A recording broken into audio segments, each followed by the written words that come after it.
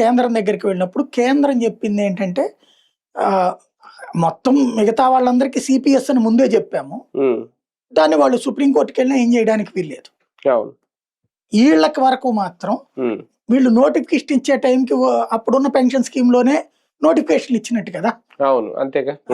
తర్వాత వాళ్ళని జాయినింగ్ ఆ తర్వాత అయింది కాబట్టి వాళ్ళని సిపిఎస్ అంటే కరెక్ట్ కాదన్న వాదనతో ఏకీభవించి అట్లాంటి వాళ్ళకి మార్చమని చెప్పిందట.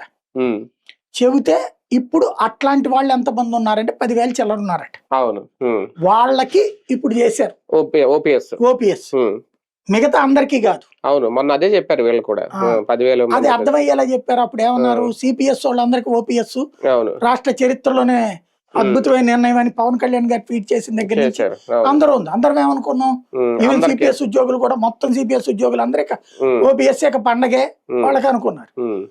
ఇది సాహసోపేతమైన నిర్ణయం మనం కూడా తీరా చూస్తే 10,000 మందికి. ఆ విషయాన్ని ఎక్స్పోజ్ చేయడం అంటే అది వాళ్ళు 10,000 మందితో పాలాభిషేకాలు పూలాభిషేకాలు వీళ్ళ ఫోటోలకి చేయించుకుంటారు, అది ప్రచారం జరుగుతుంది. దానికి రివర్స్ కోసం ఈయన అది 10,000 మందికే, మిగతా సిపిఎస్ వాళ్ళకి కాదు, అది ప్రజల్ని తప్పుదో పట్టిస్తున్నారు అనేది ఈ టైంలో ఇట్లా చేసినప్పుడు అంటే ఉద్యోగులకి సకలం చేస్తున్నారని వాళ్ళ మీడియా ప్రొజెక్ట్ చేస్తుంది కాబట్టి వాళ్ళకందరికీ మోసం చేస్తున్నారని చెప్పేందుకోసం కరెక్ట్ గా ఈ టైంకి ఈయన ఈ అజిటేషన్ ఎత్తుకెత్తుకున్నాడు. నేను గుండు కొట్టించుకొని చేశాడు.